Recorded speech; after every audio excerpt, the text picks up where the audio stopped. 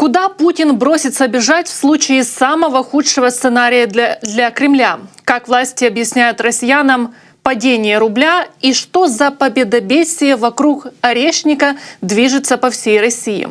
Вот об этом не только будем говорить сегодня в нашем стриме. Меня зовут Анастасия Нарицына, и вместе со мной Сергей Асланян, ведущий программ канала Ходорковский Лайв. Сергей, здравствуйте, рада приветствовать. Добрый вечер. Друзья, мы работаем в прямом эфире, поэтому просим вас ставить свои вопросы. Также не забывайте поставить лайк этой трансляции. Ну и, конечно же, напишите, из какого города, из какой страны вы нас смотрите. Путин как раз слинял со своей страны, из России, полетел международный преступник в Казахстан, к Токаеву.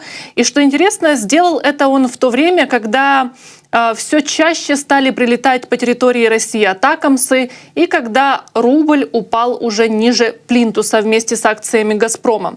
Но у Путина все хорошо, у него, как всегда, все по плану, он сейчас развлекается и рисует картины. Давайте посмотрим.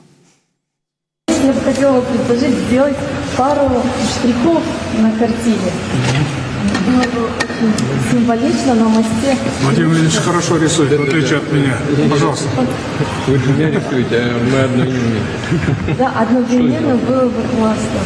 Вот, например, вот эту зону совместить может. Вот, да, наш мост совместить.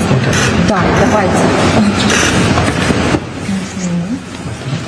И давайте продолжите, чтобы мы... Не просто президент, а еще и художник. Сергей, а чего это Путин в такое сложное для России время бросил своих граждан и решил поехать в Казахстан?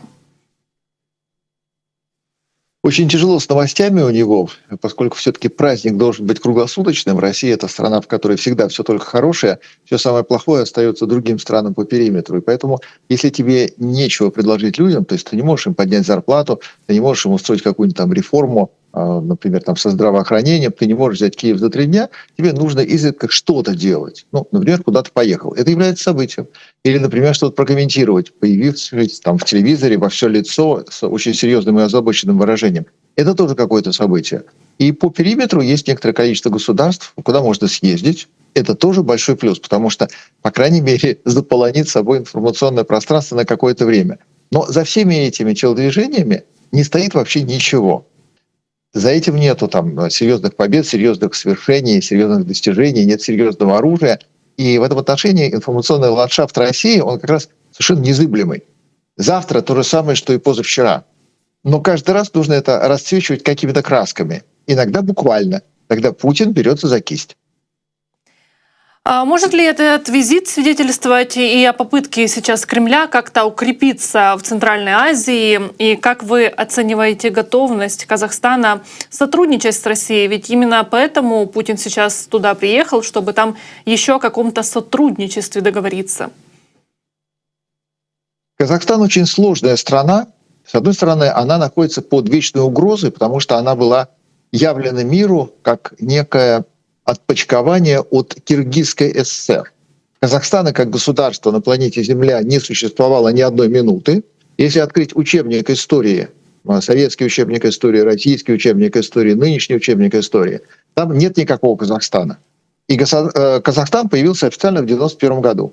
То есть претензии по комплекту своему точно такие же, как к Украине. Вас здесь никогда не стояло, земля вам не принадлежит, русских вы притесняете, и в любой момент это может быть реализовано в очередную войну. Тем более, что если посмотреть земли Казахстана, они аж прямо упираются в Уральский хребет. Ну как-то не похоже, что на Урале всю жизнь жили казахи. И из-за этого у Казахстана очень уязвимая позиция. Непонятно, в какой момент твой сосед от уговоров и предварительных ласк перейдет уже к тем действиям, которые Путин, как девиз обозначил, нравится, не нравится, и дальше там шло про красавицу. При этом Казахстан — это самостоятельное государство, причем самое стабильное в регионе, с самыми хорошими проблесками европейского подхода. Это не значит, что азиатские деспотии можно реформировать. И Бжезинский предупреждал, что это невозможно. И тем не менее у Казахстана получается изобразить некую цивилизованность, причем на очень неплохом уровне в некоторых своих проявлениях. Но у Казахстана, поскольку у него совершенно самостоятельный кусок хлеба с собственным куском сливочного масла, у него в том числе есть намерение в Европу направить свой газ. Мгм. Когда в Сирии всего-навсего возник проект транзитного газа, просто-напросто в этом регионе на Европу решили кинуть трубу через территорию Сирии. Это привело к гражданской войне и вторжению путинских войск. Вот то, что сейчас в Сирии происходит, вот это вот уничтожение, этот Башар Асад, его разборки с местными элитами, там курды, Турция и вот это все кровопролитие, которое в том числе под флагами России началось с присутствия ЧВК «Вагнер» и с остальных контингентов. Это откуда? С какой стати? Во имя чего? Это во имя товарища Миллера и «Газпрома». Потому что Башар Асад пообещал, что до тех пор, пока он у власти, никакого газопровода в Европу не будет. Соответственно, «Газпрому» в Европе, его прибылям ничто не будет угрожать. Вот ради этого там регулярно кто-то погибает. И путинская армия, путинские ЧВК в Сирии сидят только с одной единственной целью – не пустить трубу в Европу. В этот момент Казахстан очень серьезно говорит: вы знаете, мы хотим пустить трубу в Европу. И Казахстан – это страна, которая в рамках ОДКБ, мы помним январские события прошлого года, попросила военную помощь у Путина. Путин ее предоставил, Женеазен был тут же усмирен, но дальше раздался звонок наместника Господа Бога на земле, Си Цзиньпина. И российская армия в один телефонный звонок покинула Казахстан. Путин сейчас едет не потому, что Казахстан друг, а потому что Казахстан в любой момент может добить привилегии и достижения «Газпрома» в Европе. Потому что у Казахстана есть желание, во-первых, поиграть на этой струне, а во-вторых, у Казахстана, ко всему прочему, еще очень давняя функция, которая, в принципе, бесит Путина. Транзит он хотел товаров из Китая пустить через, как минимум, железнодорожную сеть России. И Медведев в те времена, когда был то президентом, то премьер-министром, он постоянно говорил о том, что у России очень выгодное геополитическое, прекрасное совершенно, на самом деле, стратегическое положение. Он находится между Европой и Азией, не между молотом и наковальней Россия находится. И поэтому нужно использовать свое географическое положение во имя выгоды, предложив Китаю транзит товаров в Европу через Россию. Но скорость прохождения одного железнодорожного товарного состава в России в сутки не превышает 100 километров. То есть вагон товарный движется в среднем 100 километров в день. В Китае в среднем 1000 километров в день. Ну, то есть это совершенно ураганная скорость. Китай очень быстрый в этом отношении. И Китай решил, что ему не нужно через Россию, ему нужно через Казахстан.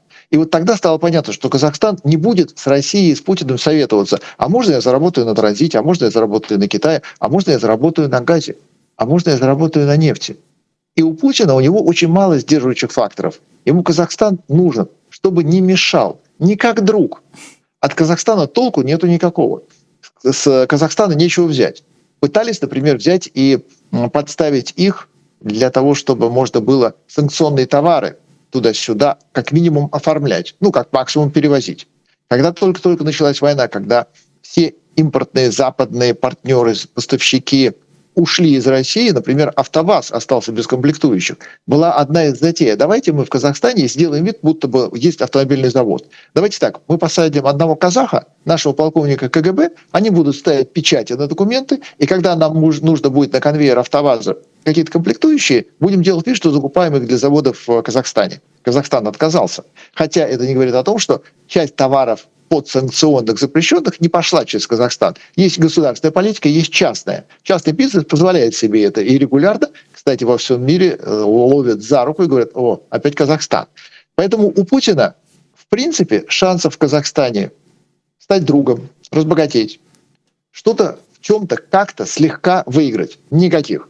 Но Казахстан, поскольку живет своим умом, каждым своим конкретным действием осложняет жизнь лично Путина, его победоносной Красной Армии, а заодно осложняет экономическую жизнь в России. То с газопроводом, то с транзитом, то с печатями на липовых документах.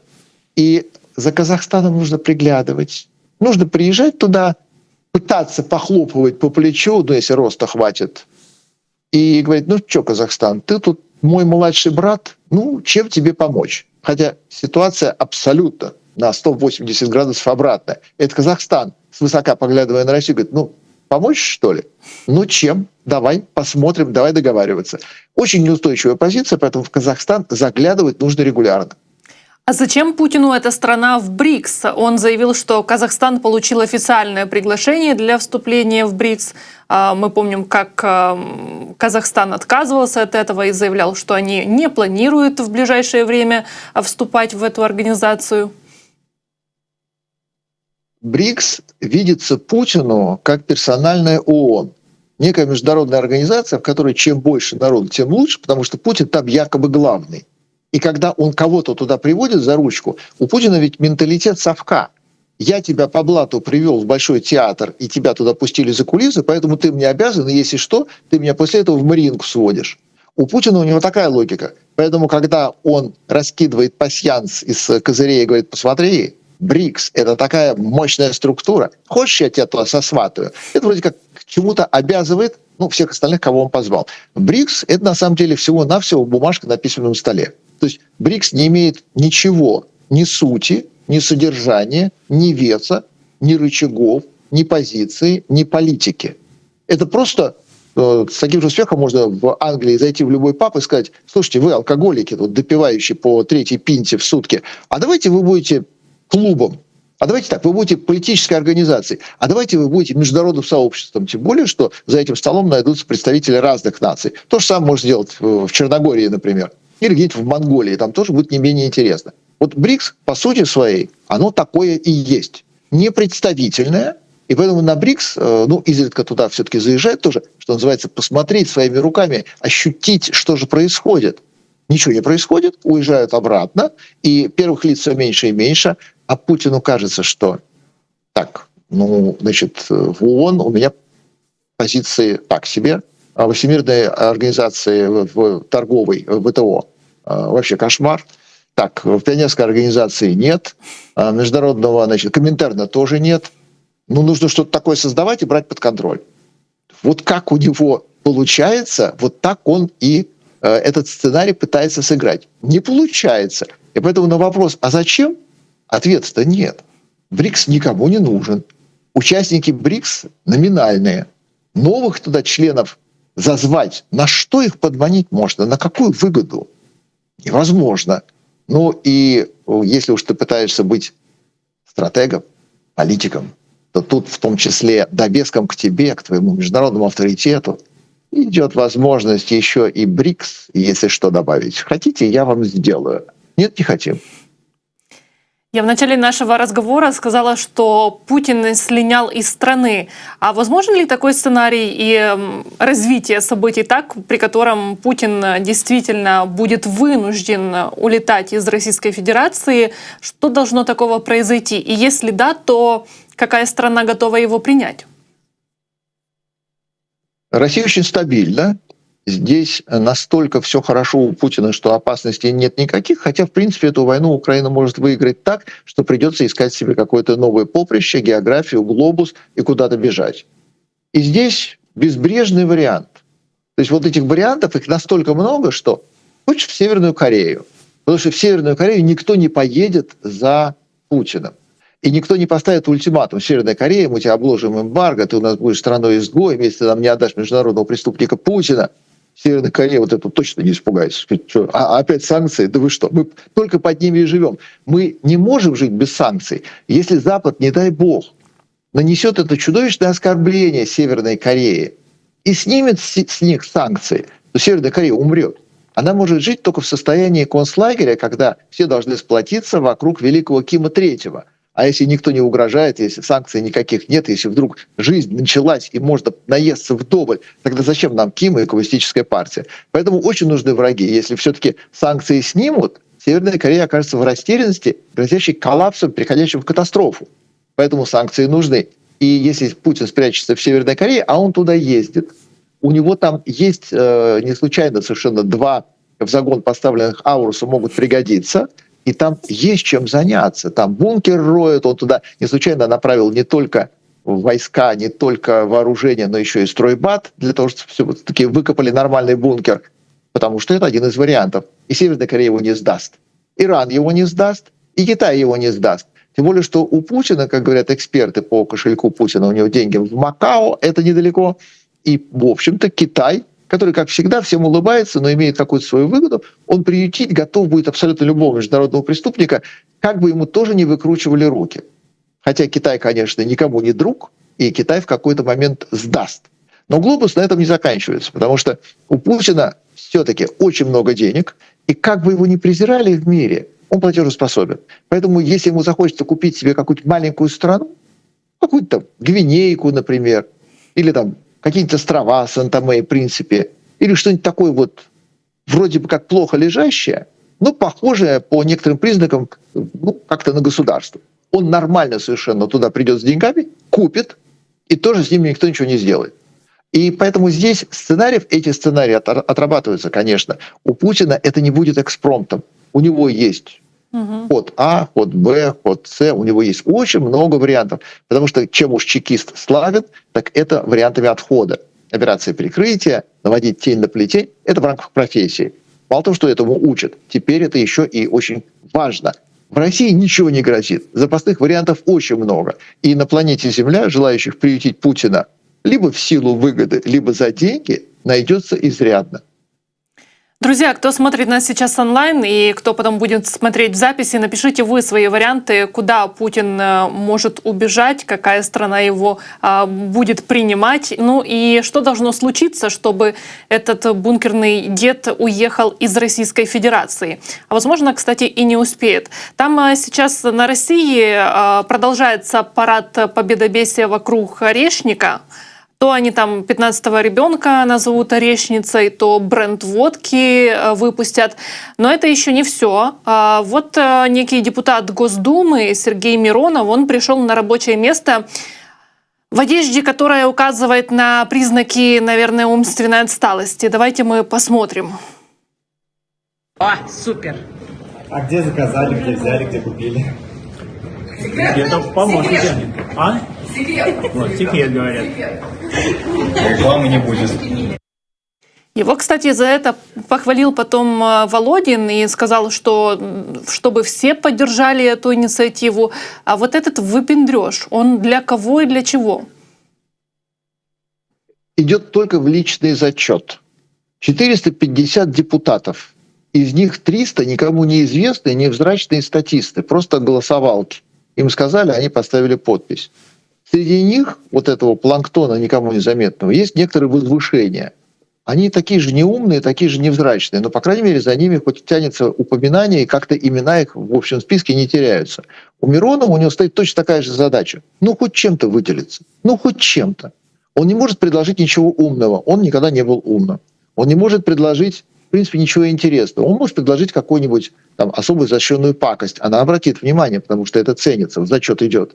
А можно вот такими всего-навсего вариантами, когда у тебя мерч какой-то, там тряпочка, носовой платок, носки не того цвета. Но показательно. На это обращают внимание. И вот теперь в том числе это показывают уже в других странах, не только в России. Значит, заметили, значит, расчет оправдался. И вот минимальными средствами, буквально за $3, ты приобретаешь, ну, как минимум, на какое-то время всеобщее внимание планеты Земля. Прекрасно.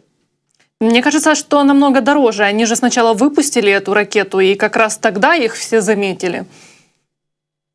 Никто не знает о существовании этой ракеты.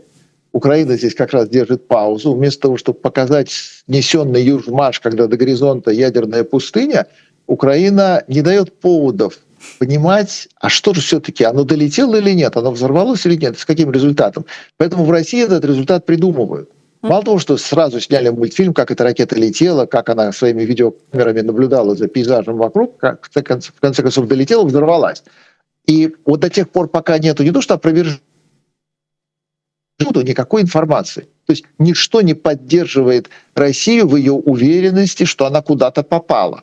Тем более, что никакой ракеты «Орешник» нет, это все-таки старая ракета, на которой написали новое название. То есть взяли старые «Жигули», написали на них «Мерседес» и сказали: о, смотрите, а мы тут новую машину сделали. И вот она наконец-то прилетела. Оно от этого не перестает быть оружием.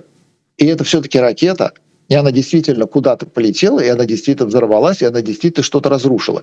Но орешником она стала только в процессе полета, потому что стартовала она, тем не менее, даже без опознавательных знаков и подсказок, что она орешник. Просто что-то такое. Этого чего-то на складах еще много, ну, по крайней мере, оно вот 60-х, 70-х, 80-х годов не до конца израсходовано. Значит, летает. И тут вот для России было важно проверить, летит или не летит. Да, к сожалению, летит. Да, к сожалению, взрывается.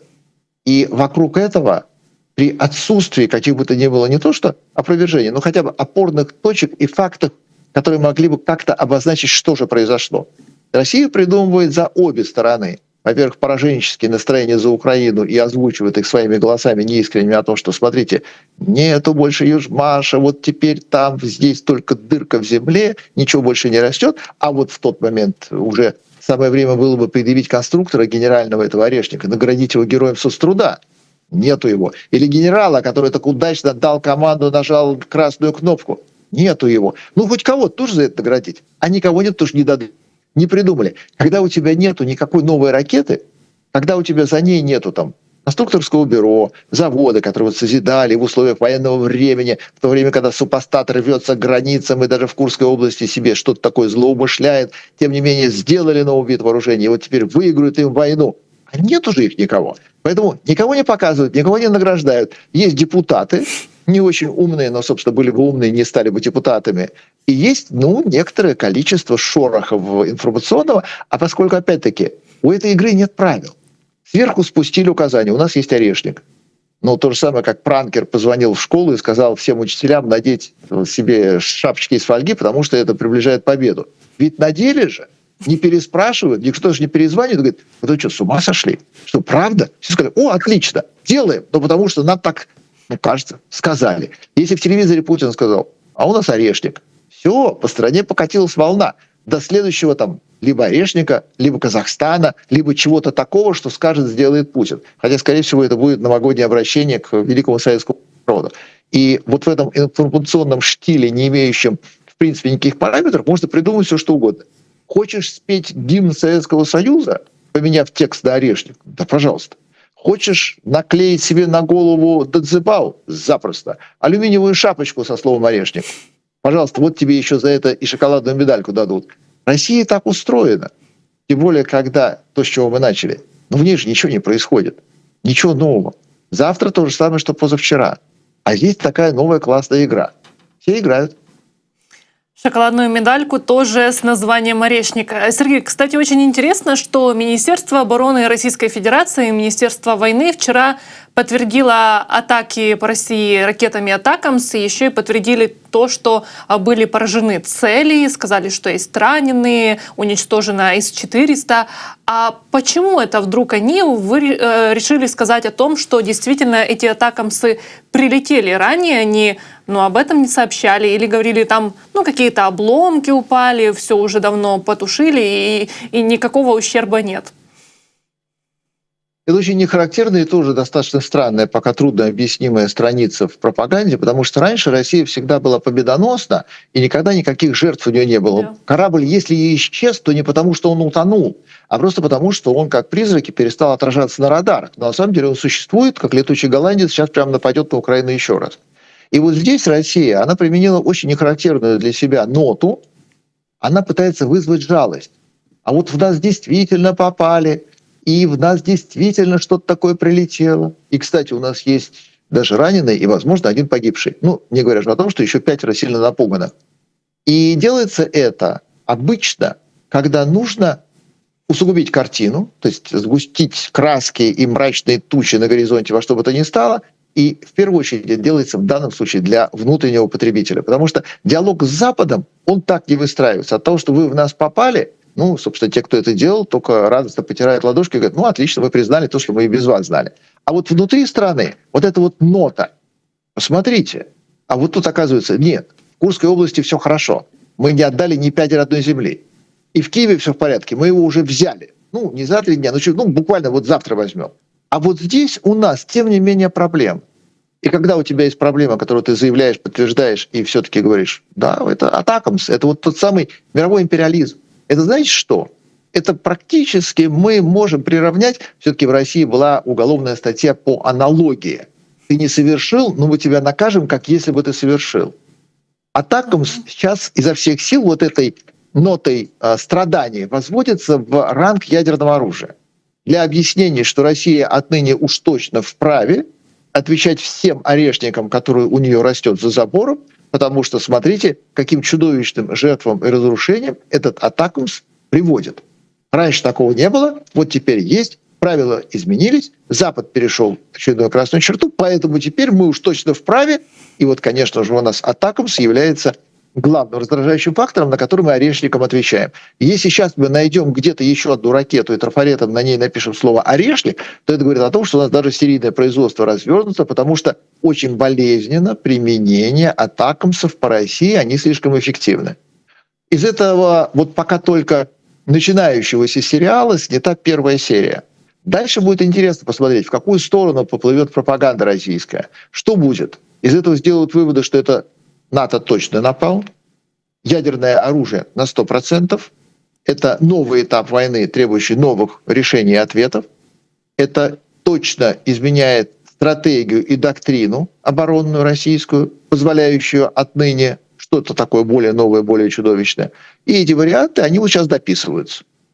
Ну, это мы уже, в принципе, и так слышали. А вот может быть так, что сейчас Путин сделает какие-то, не знаю, теракты, будет бомбить своих людей, но говорить потом, что это прилетели атакамсы, потому что они же сейчас подтвердили, по сути, прилеты по военным объектам, мы же не бьем по гражданским.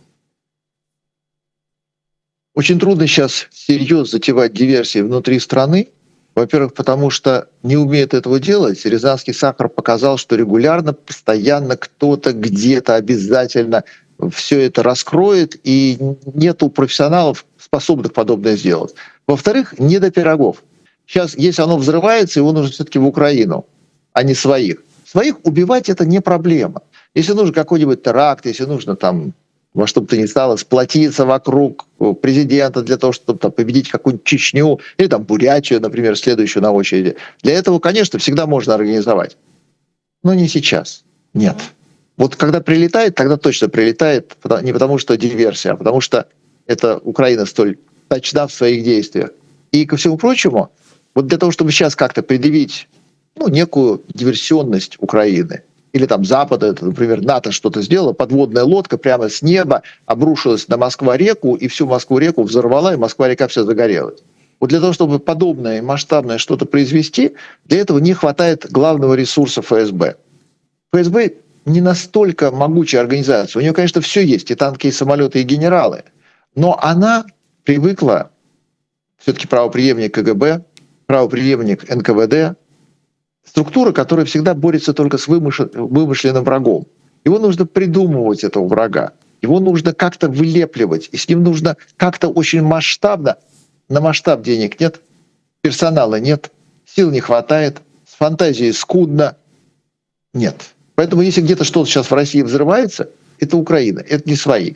Когда Россия сытая и ей нужен враг, тогда да, она охотно устраивает какой-нибудь теракт, она взрывает какие-нибудь дома.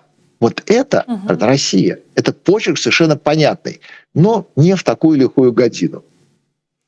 Друзья, не забывайте оставлять свои лайки, также пишите вопросы и из какой страны вы нас смотрите. На России рубль продолжает бурить новое дно. Еще несколько часов назад медиа РФ писали о падении рубля до 108 за доллар. А с марта 2022 года это якобы рекорд. А сейчас курс уже достиг 113. Был даже сегодня 114 рублей. А евро же перешагнул отметку в 120. Но вот род Путина Песков призвал не нервничать, ведь рост курса доллара не отразится на россиянах, потому что они получают зарплату в рублях. Давайте послушаем. Зарплату в какой валюте получаете? А у нас львиная доля всех взаиморасчетов с Казахстаном осуществляется в рублях и в тенге. Что вызывает наше удовлетворение. Какой финансовый эксперт. А что должно быть с курсом рубля, чтобы и россияне все-таки заметили, что не все-то идет по плану? Курс рубля не играет в жизни людей вообще никакого значения, за исключением того небольшого количества занимающихся бизнесом, кто во внешнеторговых операциях вынужден использовать эквивалент, например, доллар или евро. Их очень мало, их с каждым днем все меньше. Тем более все-таки ставка Центробанка, она не позволяет уже всерьез заниматься внешнеторговой деятельностью, потому что у тебя на это не хватает никаких денег, никаких кредитов, и у тебя нет возможности, в принципе, одолжиться у государства. Поэтому выбывает все больше и больше участников из вот того, что условно называется рынком. А жизнь обычного человека, она, в принципе, к доллару не привязана не была никогда. О том, что жизнь дорожает, он узнает не по биржевым сводкам. Он просто приходит и видит, что масло теперь ему не по карману. А колбаса, она раньше была более-менее, наверное, из хорошей сои, а теперь из плохой туалетной бумаги. И она тоже не по карману. И вот там то яйца заканчиваются, то помидоры, то из Турции привезли, то не привезли. И здесь нигде и никак у человека, во-первых, не складывается схема взаимодействия и взаимосвязи между долларом и товаром у тебя непосредственно здесь, в потребительской корзине. Во-вторых, он как получал в рублях, так и получает. Он каждый год становится более бедным, менее платежеспособным, и это норма его жизни, которая зависит от 25 разных факторов, где 24-м по счету, то есть в самом низу, является курс. На курс никто не обращает внимания. Тем более за пределами Московского княжества это величины полностью абстрактные. Это то же самое, как любому абсолютно россиянину выйти на улицу и сказать: ты знаешь, у нас ВВП падает. Он в принципе не знает, что это такое. Все 25 лет правления Путина связаны с ВВП. Это специальный такой вот придуманный под него показатель экономики, который во все времена существовал, но никогда ничего не показывал. Но сейчас это главное достижение России. Все измеряется в ВВП, валовый внутренний продукт. И это теперь очень хорошо, потому что у нас ВВП растет. Жизнь становится хуже, люди становятся беднее, а ВВП растет. Нужно как-то объяснять, что экономика стабильна, и там постоянно, даже если отрицательный, то все-таки рост. Никого это не интересует. Курс доллара тоже никого не интересует. Подорожал рубль, подешевел рубль. Люди даже не знают, что это такое. Тем более, вот раньше какие-то были такие прямые товарно-денежные отношения, когда ты, например, получал свою зарплату в рублях, но у тебя была карточка, банковская виза или MasterCard. Ты, например, ехал в Турцию, ты ехал куда-нибудь за границу в приличную страну, и там, когда покупал, ты понимал, что вот этот курс, он действительно имеет значение. Ты купил мороженое, ты купил билет на самолет, ты купил экскурсию и заплатил, и у тебя в рублях прилетает какой-то удивительный ценник, ты подорожало. Курс невыгодный. Сейчас этого ничего нет. Никто никуда не ездит, все отключены от этих международных валютных операций, поэтому у тебя нету ни MasterCard, ни визы. Ты сидишь в стране, максимум, куда ты можешь поехать, это в Казахстан. Что там делать, спрашивается, там на степь посмотреть? Так степь, она и здесь есть, можно никуда не ездить. И это все. Турция, непонятно, то ли друг, то ли враг. И в какой-то момент Турция все-таки тоже становится не по карману. И раньше-то процент людей, которые в России ездили, русские люди очень интенсивные. Поэтому, когда они выплескивались куда-нибудь на пляже Коста-дель-Соль, Коста-Браво или куда-нибудь в Анталью, после них вздрагивали и помнили очень долго. Потому что 3 русских равны одной танковой дивизии. Но при этом процент людей, у которых был загранпаспорт, и они имели право на выезд, он никогда не превышал, значит, 84% не имели, соответственно, 26%. При этом 84, 26. Да.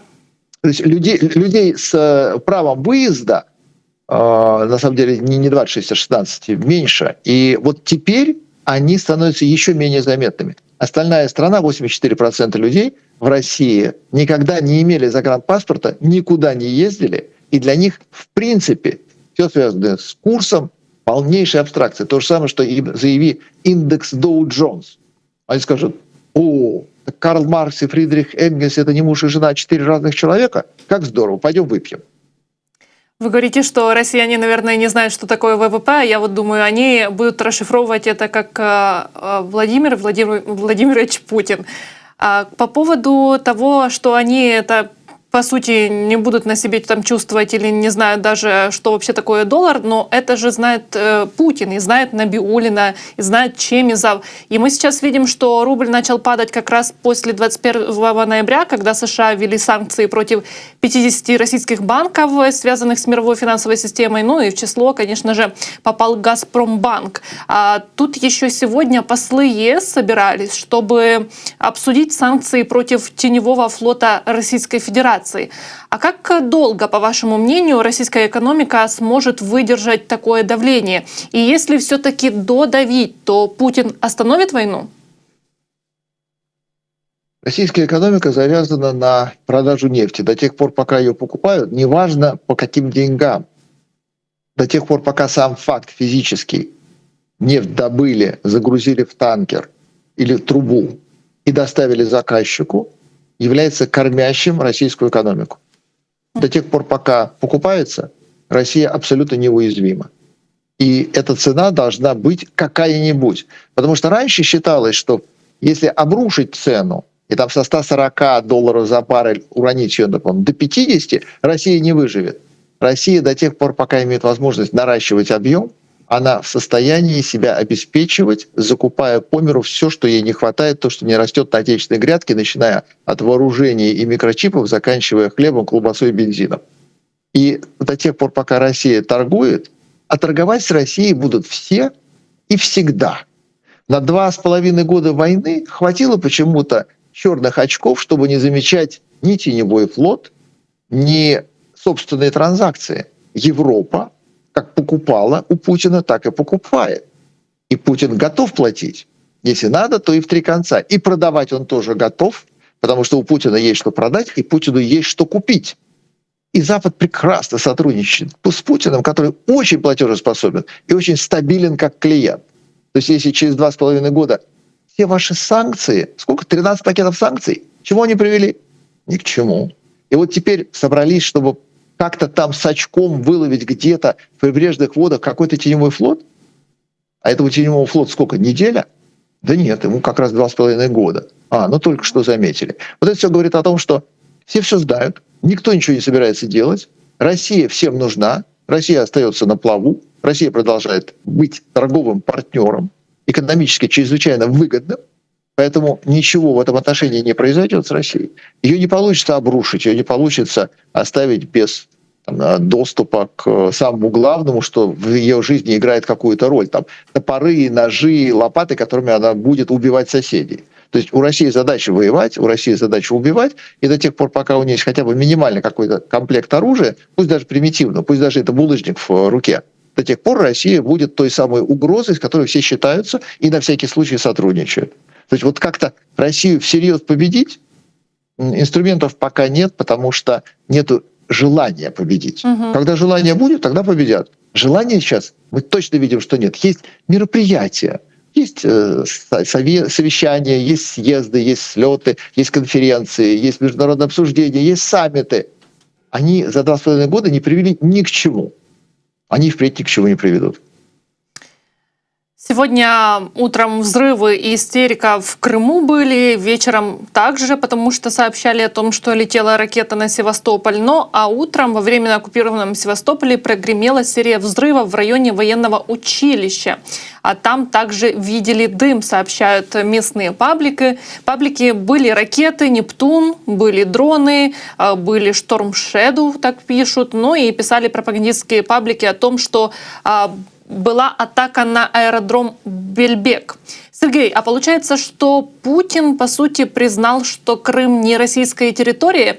Ведь и сейчас, и ранее, когда Шторм Shadow прилетали по Крыму, то Путин свой орешник не доставал, никому ничего не демонстрировал и показал только тогда, когда прилетела по Курской и Брянской областях. Орешник подвернулся под руку, потому что давно уже было пора чем-то удивить мир, и Путин все-таки, как человек, верящий в сказки, эти сказки иногда пишущие собственноручно, надеется, что все остальные тоже нуждаются как раз в колыбельной на ночь. То есть сверхоружие, гипероружие, аналогов нет. Это же все из риторики Путина. Весь остальной мир по этому поводу пожимает плечами. А у Путина какое-то чудо. Вот вчера не было, сегодня есть. И орешник как раз из категории тех самых чудес. Никогда не было. И вот опять смотрите, у нас есть наконец-то супер чудо-оружие. И оно было применено, когда нужно было в очередной раз сказать, что вот все уже красные линии, прям вот совсем такие красные, что теперь да. Но у Путина, у него же постоянно в голове в этом отношении полная каша. Потому что после того, как он в Конституции, переписанный многократно и превращенный уже в записную книжку, добавил 4 территории Украины, получается, что по его российской земле, по Запорожью российскому, по Николаевщине российской, постоянно прилетает с украинской территории. А Курская область, она более российская или менее российская? Если это все твоя земля, то почему удары по Запорожью не требуют от тебя ответов столь неадекватных, как Орешник? А, например, удары по Курской области требуют. То российская земля. И это российская земля. Аль забыл, что наврал? Конечно, забыл. Понимаю все-таки, что ворованное. Но именно выстраивая пропаганду, подобные ошибки недопустимы. Потому что с чего ты вдруг объясняешь, что за Курскую область мстить требуется, а за Севастополь, например, не требуется, который вроде бы тоже твой, а за какой-нибудь Запорожье и подавно тоже не требуется, хотя вроде тоже вот как-то твое, ты вроде прикарманил уже достаточно давно. Невозможно в России рассчитывать на некую единую стратегию. В России всегда все расползается во все стороны. Ну, во-первых, потому что каждый все-таки сам по себе князь, во-вторых, потому что у каждого свои интересы, в-третьих, потому что все-таки все воруют. И задача выбить себе какую-то личную привилегию или личную какую-то преференцию или что-то выгодное, а уже потом будет государственный интерес. Потому что в России всегда правая рука не знает, что делает левая. Поэтому и объяснения всегда путанные. И поэтому, когда в том числе по Крыму что-то прилетает, ну, вроде бы в очередной же раз красные линии. Твоя земля исконная. Русь там прям во все времена. Смотрим карту генуэзских крепостей Крыма.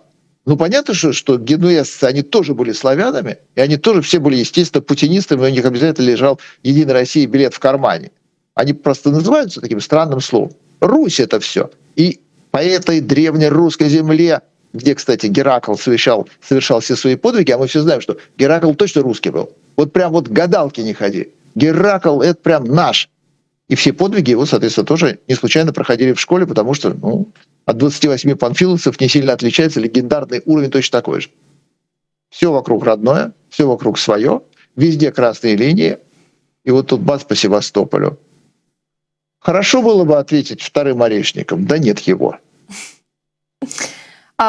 Также сегодня севастопольцы тревожились по поводу отсутствия сигнала тревоги, но прокремлевский главарь оккупированного Севастополя Развожаев сказал, что вы не волнуйтесь, в принципе тревогу дают только тогда, когда летят ракеты, а вот когда 20 или 40 беспилотников, то можно и не оповещать. А это вообще нормально для Российской Федерации? И там я слышала новость о том, что некая женщина пожаловалась, что не работает укрытие, так ей еще и за это написали там какое-то возмущение и сказали, что в следующий раз может быть уголовная ответственность.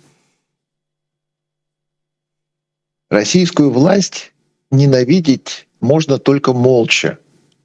В России вообще все, что приходит тебе в голову, нужно переспрашивать у начальника. Поэтому открывать рот по любому поводу недопустимо. И когда люди находятся в такой позиции, они не являются объектом заботы государства. Они являются субъектом управления государством. Я тебе приказал, ты пошел. Я тебе сказал копать, ты копаешь. Я тебе сказал молчать, ты молчишь. И поэтому, если вдруг прилетает какое-то количество дронов на каких-то людей, это кто такие? Это что, мы теперь из-за вас тут должны остродефицитное ПВО, что ли, расчехлять? Ну, подумаешь, поубивала бабок. Ну, подумаешь, там, трамвай под откос. Ну, подумаешь, там, сгорели в доме. И что? У нас таких еще целая страна. Даже на примере той же самой Курской области видно. 2,5 года воевали, а не то, что ПВО никакого нет. Так там вообще войск нет. То есть никто как-то не думал, что Украина может дать сдачи? Ну, может и может. Ну, хорошо, если она даст сдачу, то что? Мы что, прям должны все бросить так и пойти какую-то Курскую область защищать? Что, вот всей страной? Вот эту Курскую область? Да нет, там губернатор есть, пусть все сам разбирается. И когда Украина вошла в территорию, в пределы Курской области, какое там было сопротивление? Какие там были войска? Никого. Минуточку, это прифронтовая полоса. Вы прямо отсюда, из Курской области, напали на Украину. У вас здесь, оказывается, ничего нет, никого нет. Тихая, мирная жизнь в глубоком тылу. То есть Россия, она никогда ни к чему не готова. И поскольку в России самое страшное, то, чего никогда нет, но за что всегда наказывают – ответственность. Никто ни за что никогда не отвечает. Чтобы губернатор отвечал за каких-то там податных черных крестьян, чтобы они позволяли себе рот открывать, их накажут за то, что они открыли рот, что является их прямой обязанностью. А вот соизволит ли наместник Господа Бога на земле потратить на них ПВО, финансирование, медицинскую помощь. Это он согласует с Москвой. Это не вашего ума дело. Чернь должна молчать. Это принцип России. Сергей, огромное спасибо вам за такой интересный разговор и за то, что вы нашли время для нашего эфира. Я желаю вам хорошего и приятного вечера. И напомню, что Сергей Слонян был с нами на связи. Вы, друзья, обязательно напишите свои комментарии, не забывайте поставить лайк. Ну и, конечно же, подписывайтесь на наши YouTube-каналы. Всем спасибо за внимание, хороших новостей, берегите себя и до встречи. До свидания.